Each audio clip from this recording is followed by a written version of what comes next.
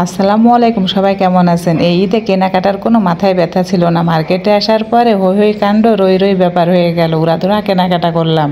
সুন্দর সুন্দর ড্রেস থেকে শুরু করে কাঁচা বাজার সহ, এদিকে স্পেশাল গরুর মাংস রান্না করা, চুই ঝাল সহ সব কেনাকাটা করে ফেললাম। এদিকে ব্যাগের টাকাও শেষ করলাম, এদিকে বাজারও ফাঁকা হয়ে গেল।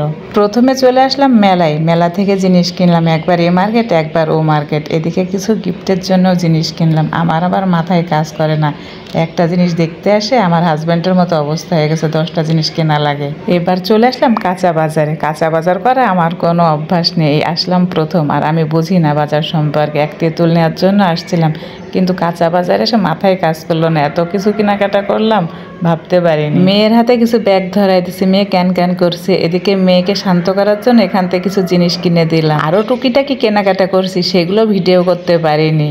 আর আচার আচার না নিলে কেমন হয় বলেন তো? কেনাকাটা শেষই হচ্ছে না। এবার চলে আসলাম চুই ঝাল নিতে। আর কুরবানির মাংসে চুই ঝাল না দিলে অপূর্ণতা থেকে যাবে। কাল রাতে কেনাকাটা করছি মাঝরাত পর্যন্ত, আর দরটা না পুরা ফাঁকা। কেনাকাটা করতে চাই, ক্লান্ত হয়ে গেছে, ক্ষুধা লেগে গেছে। কিছু খাওয়া দাওয়া করে এবার বাসার উদ্দেশ্যে রওনা হলাম। সবাই ভালো থাকবেন।